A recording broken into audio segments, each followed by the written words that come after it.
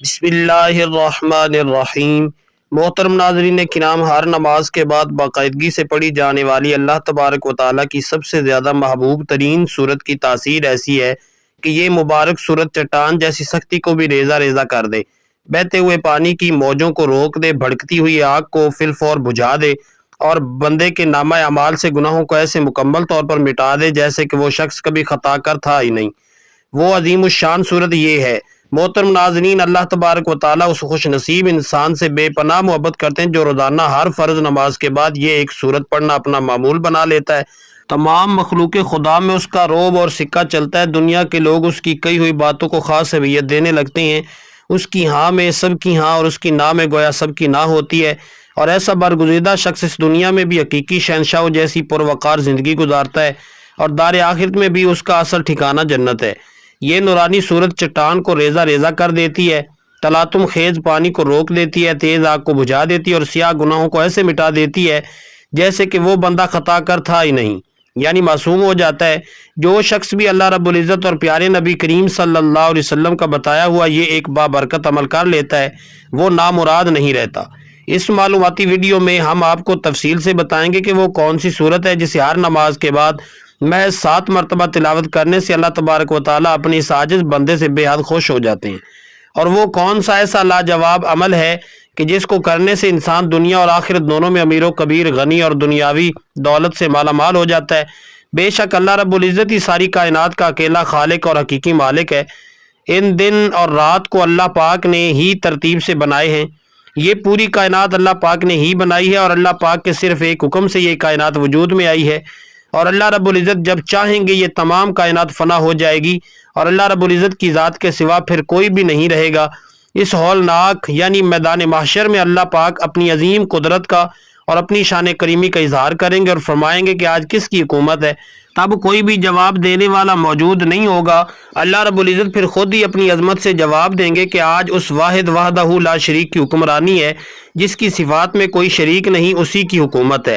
اللہ کے نام کی بڑی عظمت اور ہیبت ہے۔ جب تک اس زمین پر ایک اللہ کا بندہ بھی ایسا رہے گا جو خلوص دل سے صرف اللہ کا نام لے گا، اللہ پاک اپنے نام کی برکت سے اس کائنات کے نظام کو چلائیں گے، اور جب وہ اللہ کہنے والا واحد بندہ بھی اس فانی دنیا سے رخصت ہو جائے گا تو پھر اللہ پاک اس دنیا کے تمام نظام کو لپیٹ دیں گے کہ اب میرا نام لینے والا کوئی بھی نہیں رہا، اب یہ دنیا بے مقصد ہو چکی ہے اور بے فائدہ ہو چکی ہے۔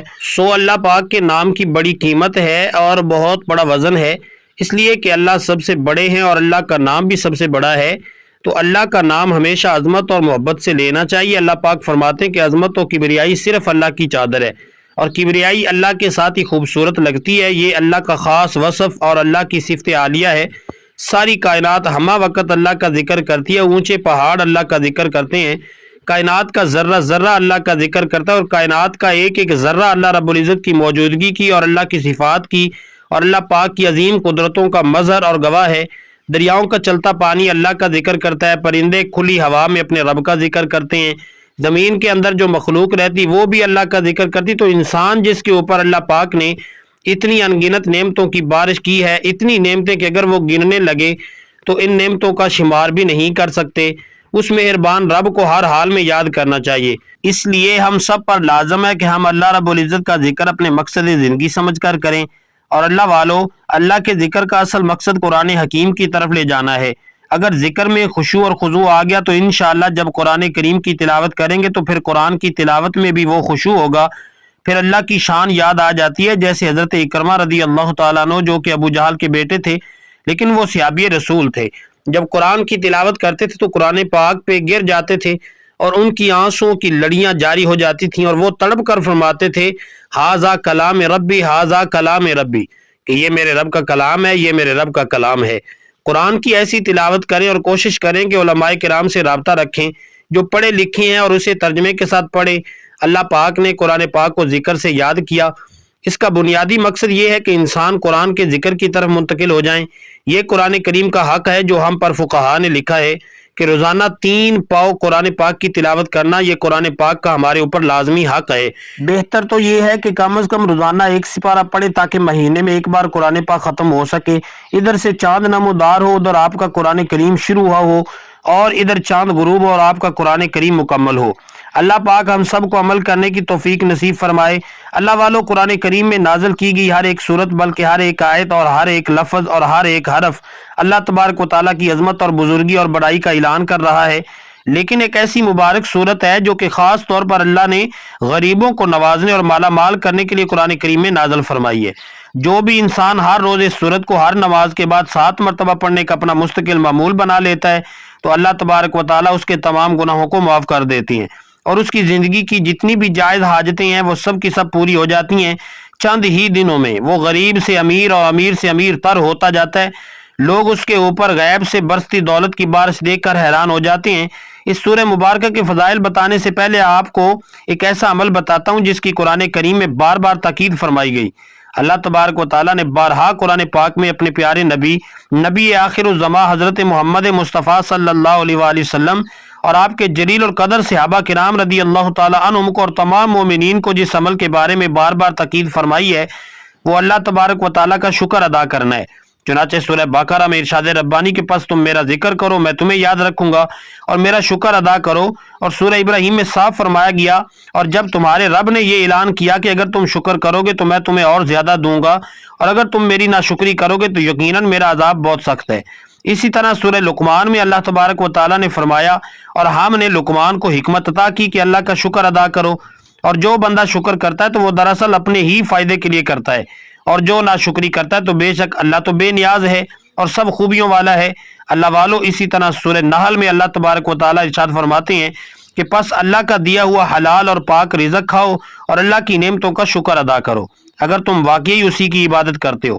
سورہ دہر میں بھی ارشاد باری تعالیٰ ہے کہ اور ہم نے اسے راستہ دکھایا، خواہ وہ شکر گزار بنے یا پھر ناشکرہ بنے۔ ناظرین، یہ تمام آیات اور اس طرح کی بہت سی دوسری آیات شکر گزاری کی اہمیت اور ناشکری سے بچنے کی تلقین کرتی ہیں اور ہمیں یہ یاد دلاتی ہیں کہ شکر کرنا اللہ کی عطا کی قدر کرنے کا ایک بہترین طریقہ ہے، اور شکر ادا کرنا ہی وہ عمل ہے جس کے سبب اللہ تبارک و تعالیٰ انسان کو پہلے سے بھی زیادہ عطا فرماتا ہے۔ اس حوالے سے حضرت موسیٰ علیہ السلام کا ایک بڑا ہی مشہور اور سبق آموز واقعہ ہے۔ حضرت موسیٰ علیہ السلام کوہ طور پر اللہ سے ہم کلام ہونے کے لیے روانہ ہوئے تو راستے میں ایک شخص سے ملاقات ہوئی جسے اللہ نے رزق کی خاصی فراوانی عطا کر رکھی تھی۔ اس نے حضرت موسیٰ علیہ السلام سے عرض کی کہ اے رسول خدا، میرے رب سے میرے متعلق دریافت کیجئے کہ میرے لیے کیا حکم ہے، کیونکہ میرے پاس اتنا رزق ہے کہ اب سنبھالے نہیں سنبھل رہا۔ حضرت موسیٰ علیہ السلام ذرا آگے روانہ ہوئے تو ایک اور شخص کو دیکھا جس نے ریت سے اپنے نچلے جسم کو ڈھانپے رکھا تھا۔ اس نے حضرت موسیٰ علیہ السلام سے کہا کہ اے کلیم اللہ، میرے رب سے میری کیفیت عرض کیجئے گا۔ حضرت موسیٰ علیہ السلام جب کوہ طور پر پہنچے اور پہلے والے آدمی سے متعلق دریافت کیا تو اللہ تبارک و تعالیٰ نے جواب دیا کہ اسے کہو کہ ہماری ناشکری کرے۔ جب دوسرے کے متعلق پوچھا تو فرمایا اسے کہو کہ ہمارا شکر گزار بن جائے۔ حضرت موسیٰ علیہ السلام نے واپس آتے ہوئے پہلے والے دولت مند آدمی سے کہا کہ اللہ تبارک و تعالیٰ فرماتے ہیں کہ تم میری ناشکری کرو، اس سے تمہارے رزق میں کمی واقع ہو جائے گی۔ اس نے آنکھوں میں آنسو بھرتے ہوئے کہا کہ اے موسیٰ علیہ السلام، میں اتنا کچھ دینے والے کریم رب کا ناشکرہ بندہ نہیں بن سکتا۔ آپ آگے چلے اور دوسرے غریب آدمی سے مل کر کہا کہ اللہ تبارک و تعالیٰ فرماتے ہیں کہ اس کا شکر ادا کرو تو وہ تمہیں اور زیادہ دے گا۔ اللہ والو، اس نے انتہائی مایوسی سے جواب دیا کہ میں بھلا کس بات کا شکر ادا کروں؟ میرے پاس ایسا ہے ہی کیا کہ جس پر میں شکر ادا کیا جائے؟ ابھی اس کی بات مکمل بھی نہیں ہوئی تھی کہ زور کی ہوا چلی اور جسم پر سے وہ ریت بھی اڑ گئی اور وہ مکمل برہنہ ہو گیا۔ مطلب یہ ہے کہ ہمارے پاس جو کچھ بھی ہے ہمیں اسی پر اپنے پاک پروردگار کا شکر ادا کرنا چاہیے۔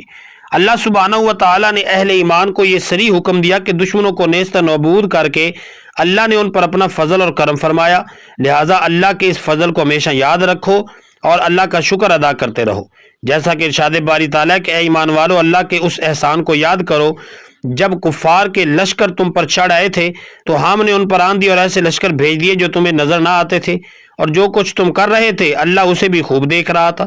چنانچہ امام ابن کثیر رحمۃ اللہ تعالیٰ علیہ کہتے ہیں کہ اس آیت مبارکہ میں اللہ تبارک و تعالیٰ نے اپنی نعمت، فضل اور بندوں پر ہونے والے احسان کے بارے میں بتایا ہے کہ اللہ سبحانہ و تعالیٰ نے دشمنوں کو نامراد لٹایا اور انہیں شکست سے دوچار کیا۔ اس وقت سارے دشمن اتحادی افواج بنا کر اکٹھے ہو کر مسلمانوں پر غزوہ خندق میں حملہ آور ہوئے تھے۔ قرآن کریم میں جہاں کہیں بھی نعمت کا تذکرہ ہو تو اس کا مطلب یہ ہے کہ اپنے دل میں اسے یاد کریں، اور اس کا طریقہ یہ ہوگا کہ دل میں اس منظر کو لائیں۔ جب اللہ نے وہ نعمت اہل ایمان پر نازل فرمائی تھی، پھر زبان سے اسے ادا کرنا یہ ہے کہ اس نعمت کا تذکرہ کریں، اور اعضاء سے یاد کرنے کا طریقہ یہ ہے کہ اس نعمت کو اللہ کی ناراضگی والے کاموں میں مت استعمال کریں۔ اور نعمت کا ذکر کرنا حقیقت میں اس کا شکر ہوتا ہے، اور شکر دل، زبان اور اعضاء ان تینوں سے کیا جاتا ہے۔ چنانچہ تینوں قسموں کا شکر ایک دوسرے کی تائید کرتا ہے۔ اگر یہ تینوں اقسام کے شکر باہمی تائید نہ کریں تو یہ شکر بھی جھوٹا ہوگا۔ شیخ عثمان رحمۃ اللہ تعالی علیہ اللہ تبارک و تعالیٰ کے فرمان کی تفسیر میں کہتے ہیں کہ اللہ کی نعمت کا ذکر دل، زبان اور اعضاء سے ہوتا ہے۔ زبان سے ذکر یہ ہوگا کہ آپ کہیں کہ اللہ نے مجھ پر فلاں نعمت کی ہے، یہ اللہ تعالیٰ کے اس فرمان یعنی اور تیرے رب کی نعمت کو بیان کر کا عملی نمونہ ہے۔ لہذا اللہ تعالیٰ کی نعمت کا تذکرہ کرتے ہوئے اللہ کی حمد و ثنا بیان کریں اور کہیں کہ یا اللہ تیرا شکر ہے کہ تو نے مجھے دولت یا نیک اہلیہ یا اولاد وغیرہ عطا کی ہے۔ دل سے ذکر کا مطلب یہ ہے کہ آپ دل میں اسے یاد کریں اور اللہ کی اس نعمت کا شکر کریں۔ اعضاء سے ذکر کا مطلب یہ ہے کہ آپ اس نعمت کو استعمال کرتے ہوئے اللہ تعالیٰ کی اطاعت بجا لائیں اور آپ پر اللہ تعالیٰ کی اس نعمت کا اثر بھی نظر آئے۔ علامہ مہروی رحمۃ اللہ تعالی علیہ کہتے ہیں کہ شکر کے 3 مراحل ہیں۔ پہلے نعمت پہچانے، پھر اسے قبول کرے اور پھر نعمت کنندہ کی ثنا بیان کرے۔ امام ابن قیم رحمۃ اللہ تعالی علیہ علامہ مہروی کی گفتگو کی تشریح بیان کرتے ہوئے کہتے ہیں کہ نعمت کی پہچان اس طرح ہوگی کہ ذہن میں اسے لائیں، نعمت کا مشاہدہ کریں اور اسے دوسری چیزوں سے ممتاز کریں۔ تو پہچان کا مطلب یہ ہے کہ ذہنی طور پر اسے حاضر کریں، اسے قبول کریں، یعنی نعمت کنندہ ذات سے نعمت وصول کریں اور اللہ کے سامنے اظہار ناتوانی کریں، اپنی غربت اور ضرورت اللہ کے سامنے رکھیں اور تسلیم کریں کہ یہ نعمت اللہ کی طرف سے محض اس کا فضل ہے، وہ اس کا مستحق کبھی تھا ہی نہیں، نہ ہی اس نعمت کے اصول کے لیے اسے کوئی قیمت خرچ کرنی پڑی ہے، بلکہ سارے معاملے میں انسان اپنے آپ کو شادی بیاہ کی تقریب کے بن بلائے مہمان کی طرح جو چپکے سے کھانے میں شامل ہو جاتے ہیں، بالکل اس طرح سمجھیں۔ اس شخص کا اپنے آپ کو سارے معاملات میں مفت کا موجی سمجھنا اس نعمت کی حقیقی طور پر قبول کرنے کی علامت ہے۔ اور نعمت کنندہ کی ثنا بیان کرنے سے مراد یہ ہے یعنی جس نے تمہیں نعمت سے نوازا اس کی خوب تعریف کریں اور ثنا بیان کریں۔ اللہ تعالیٰ کی نعمت کا تذکرہ کرنا بھی دراصل شکر ہے، جیسا کہ سیدنا جابر رضی اللہ تعالیٰ عنہ سے منقول ہے کہ جس کسی کے ساتھ نیکی کی جائے تو وہ اس کا بدلہ چکا دے، اور اگر بدلہ چکانے کا کوئی ذریعہ نہ ہو تو کم از کم تعریفی کلمات ہی کہہ دے، کیونکہ تعریفی کلمات کہنے سے بھی اس کا شکریہ ادا ہو جائے گا، اور اگر اس کی نیکی چھپائے تو یہ کفران نعمت ہے۔ اور جو کسی ایسی خوبی کا دعوے دار بنے جو اس میں ہے ہی نہیں تو وہ بہروپیے جیسا ہے۔ اللہ والو، اس حدیث میں لوگوں کی 3 قسمیں بیان فرمائی گئیں، نعمت کا شکر ادا کرنے والا اور نعمت پر تعریفی کلمات کہنے والا، یعنی نعمت کا اقرار کرنے والا اور نعمت کو چھپانے والا، اور اصول نعمت کا جھوٹا مدعی، حالانکہ اس میں وہ خوبی پائی ہی نہیں جاتی، اسی کو بہروپیت سے تعبیر کیا گیا ہے۔ ایک اور مرفوع حدیث میں ہے کہ جو تھوڑی چیز کا شکر نہیں کرتا وہ زیادہ کا بھی نہیں کرتا، اور جو لوگوں کا شکریہ ادا نہیں کرتا وہ اللہ کا شکریہ بھی ادا نہیں کر سکتا۔ اللہ تعالیٰ کی نعمت کا تذکرہ کرنا بھی اللہ والو ایک شکر ہے، اور تذکرہ نہ کرنا صریح کفران نعمت ہے۔ اللہ والو، ہمیں نماز پنجگانہ کی باقاعدہ ادائیگی کرنے کے ساتھ ساتھ قرآن کریم کی تلاوت بھی کرنی چاہیے۔ قرآن کریم اللہ کا عظیم شاہکار ہے، اور اس کا ایک ایک حرف بنی نوع انسان کے لیے بیش بہا خزانہ ہے۔ قرآن پاک کی ہر ایک صورت بیش بہا اور قیمتی موتی ہے، ہر ایک آیت مبارکہ بیش بہا قیمتی موتی کی طرح ہے۔ ناظرین، قرآن پاک کی ایک ایسی مبارک صورت ہے کہ جسے ہر روز ہر نماز کے بعد صرف 7 مرتبہ پڑھنے والا کبھی مایوس اور نامراد نہیں ہوتا۔ دنیا جہاں کی دولتیں ایسے انسان پر عاشق ہو جاتی ہیں، ایسے انسان کا کوئی کام رکاوٹ اور بندش کا شکار نہیں ہوتا، اسے کبھی مال و دولت کی کمی نہیں ہوتی۔ اور جان لیجئے کہ وہ عظیم الشان سورہ مبارکہ سورہ فلق ہے۔ کتنا ہی بڑا اور دشوار کام ہو، کتنی ہی بڑی رکاوٹ ہو، کتنے ہی حالات خراب ہو، بندشیں ہوں جو آپ کی زندگی کو تباہ کر چکی ہوں، اللہ کی قدرت سے، اللہ کی عطا سے اور اللہ کی نعمت سے اور اللہ کی رحمت اور نوازشوں سے کبھی نا امید اور مایوس مت ہونا۔ روزانہ سورہ فلق کو ہر نماز کے بعد صرف 7 مرتبہ اس طریقے سے پڑھنا کہ سب سے پہلے اپنی فرض نماز ادا کر لیں، اس کے بعد ایک بار آیت الکرسی پڑھنی ہے۔ آیت الکرسی پڑھنے کے بعد درود پاک پڑھ لیں، صلی اللہ علی محمد پڑھ لیں یا درود ابراہیمی پڑھ لیں، اور درود ابراہیمی کی فضیلت سب سے زیادہ ہے، اس لیے ثواب کے طور پر ایک بار میرے ساتھ مل کے پڑھ لیجئے۔ اللہم صلی علی محمد وعلی آل محمد کما صلیت علی ابراہیم وعلی آل ابراہیم انک حمید مجید۔ اللہم بارک علی محمد وعلی آل محمد کما بارکت अला इब्राहीम व अला आलि इब्राहीम इन्नका हमीदुम मजीद। 7 मरतबा दरूद पाक पढ़ने के बाद आपने तावुज़ और तस्मिया यानी आऊज़ बिल्लाहि मिनश शैतानिर रजीम बिस्मिल्लाहिर्रहमानिर रहीम पढ़कर इसकी नीयत खुलूस दिल से करने के बाद आपने 7 बार सूरह फलक की तिलावत करनी है। सूरह फलक की ये वो सूरत है जो चट्टान को रेजा रेजा कर दे, पानी को रोक दे, आग को बुझा दे और गुनाहों को ऐसे मिटा दे जैसे कि वो खताकार था ही नहीं। सूरह फलक पढ़ने से गुनाह माफ़ होते हैं। एक बार सूरह फलक समात फरमाइए। बिस्मिल्लाहिर्रहमानिर्रहीम कुल आऊज़ु बिरब्बिल फलक मिन शर्रि मा खलक व मिन शर्रि गासिकिन इज़ा वक़ब व मिन शर्रिन नफ़्फ़ासाति फ़िल उक़द व मिन शर्रि हासिदिन इज़ा हसद। तर्जमा, तुम फरमाओ मैं उसकी पनाह लेता हूँ जो सुबह का पैदा करने वाला है, उसकी सब मखलूक के शर से और अंधेरी डालने वाले के शर से जब वो डूबे, और उन औरतों के शर से जो गिरोहों में फूंकती हैं, और हसद करने वाले के शर से जब वो मुझसे हसद करे। उसके बाद दरूद पाक इतनी ही तादाद में दोबारा पढ़ लेना जितनी तादाद में अमल से पहले पढ़ा था। ये अमल मुकम्मल होने के बाद आप अल्लाह ताला के हुजूर अपने दोनों हाथों को बुलंद करके अपनी दिली तमाम हसरतें उसके आगे खोल कर रख दें। बेशक अल्लाह ताला हमसे बेहतर हमारी हाजात को जानता है, लेकिन दुआ करना अल्लाह का हुक्म भी है, सुन्नत भी है और रब की रज़ा भी है। कहते हैं कि अल्लाह ताला दुआ की तौफीक उन्हीं खुश नसीब लोगों को बख्शता है जिन्हें वो उनकी मुंह मांगी मुरादें अता फरमाना चाहता है, वरना हर किसी को रब अपने सामने हाथ उठाने की तौफीक भी नहीं देता। लिहाजा खुशू और खुजू के साथ अल्लाह ताला की बारगाह में दुआ और इल्तिजा करना अपना मामूल बना लीजिए। दुआ एक अजीम शान इबादत है जिसकी अजमत व फजीलत पर बकसरत आयात करीमा और अहादीस तय्यबा वारिद हुई हैं। दुआ की अजमत में एक हिकमत यह है कि दुआ अल्लाह ताला से हमारी मोहब्बत के इजहार, उसकी शान उलूहियत के हुजूर हमारी अब्दियत की अलामत, उसके इल्म व कुदरत और अता पर हमारे तवक्कुल और एतमाद का मज़हर और उसकी ज़ात पाक पर हमारे ईमान का इकरार व सबूत है। हमारा अकीदा है कि अल्लाह ताला ही हमारा खालिक मालिक है और राज़िक है, वो रब्बुल आलमीन है, अरहमुर राहिमीन है, अहकमुल हाकिमीन है और वो मालिकुल मुल्क है। तमाम इज़्ज़तें, अज़मतें, कुदरतें, ख़ज़ाने, मलकियतें और बादशाहतें सिर्फ़ उसी के पास हैं। सब दाताओं का दाता वही है। सारी मखलूक उसी की बारगाह की मोहताज और उसी के दरबार में सवाली है, जबकि वो अज़मतों वाला खुदा बेहद बेनियाज, गनी और बेपरवाह और तमाम हाजतों से पाक है। वो जवाद व करीम है, बख्शिशें फरमाता है और जूद व करम के बेशुमार दरिया बहाता है। एक एक फ़र्द मखलूक को अरबों ख़जाने अता कर दे तब भी उसके ख़जानों में सुई की नोक के बराबर भी कमी नहीं होगी, और किसी को कुछ ना अता करे तो कोई उससे छीन नहीं सकता। वो किसी को देना चाहे तो कोई उसे रोक नहीं सकता, और वो किसी से रोक ले तो उसे कोई दे नहीं सकता। जब हम दुआ मांगते हैं तो अल्लाह तबारक व तआला के बारे में यही अकीदा और ईमान हमारे दिलो दिमाग में शऊरी या लाशऊरी तौर पर मौजूद होता है, जो अल्फाज व कैफियत की सूरत में दुआ के सांचे में ढल जाता है। इस हिकमत को सामने रख कर गौर कर लें, जब दुआ इस कदर अजीम अकीदे का इजहार है तो क्यों ना ये आला दर्जे की इबादत बल्कि इबादत का मगज़ करार पाए। अल्लाह ताला के नज़दीक कोई चीज़ दुआ से ज़्यादा बुजुर्ग और बरतर नहीं। दुआ मुसीबत और बला को उतरने नहीं देती। दुआ मुसलमानों का हथियार, दीन का स्तून और आसमान व ज़मीन का नूर है। दुआ करने से गुनाह माफ़ होते हैं। दुआ इबादत का मगज़ है। अल्लाह ताला दुआ करने वाले के साथ होता है। दुआ रहमत की चाबी है। दुआ क़ज़ा को टाल सकती है, दुआ बला को टाल देती है। जिसे दुआ करने की तौफीक दी गई उसके लिए गोया रहमत के दरवाजे खोल दिए गए। मुफस्सिरीन ने दुआ कबूल होने की चंद शराइत और आदाब जिक्र फरमाए हैं।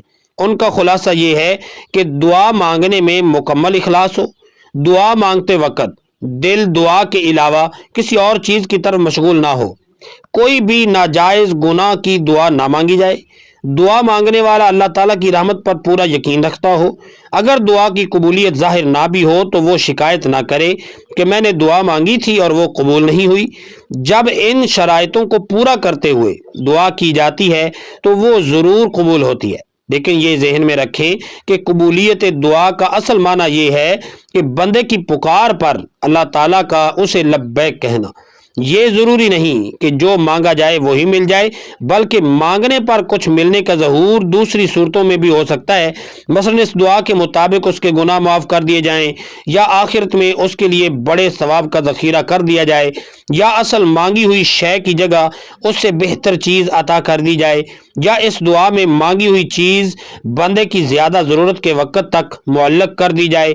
دعا مانگ کر نتیجہ اللہ تعالیٰ کے ذمہ کرم پر چھوڑ دینا چاہیے کہ وہ رحمان و رحیم خدا ہمارے ساتھ وہی معاملہ فرمائے جو ہمارے حق میں سب سے بہتر ہے۔ اللہ تبارک و تعالیٰ سے دعا ہے کہ اللہ تعالیٰ تمام حاجت مندوں کی حاجتوں کو اور ضرورت مندوں کی ضرورتوں کو اپنے کرم سے اور اپنی عطا سے پورا فرما دے، آمین۔ دعا ہے کہ اللہ تعالیٰ نیکی کی بات کو سننے، سمجھنے اور اس پر عمل کرنے کی طاقت اور توفیق عطا فرمائے۔ آپ سے گزارش ہے کہ اپنے رزق میں برکت اور وسعت کے لیے کمنٹ میں اللہ تعالیٰ کے 99 ناموں میں سے ایک نام ضرور لکھا کریں۔ اللہ تبارک و تعالیٰ آپ سب کو خوش اور آباد رکھے، ہمیشہ ہنستے اور مسکراتے رہیں۔ ناظرین، ویڈیو اچھی لگی ہو تو ویڈیو کو لائک کریں، شیئر کریں اور چینل کو سبسکرائب کرنا نہ بھولیں۔ ملتے ہیں اگلے ویڈیو میں، تب تک کے لیے اللہ حافظ۔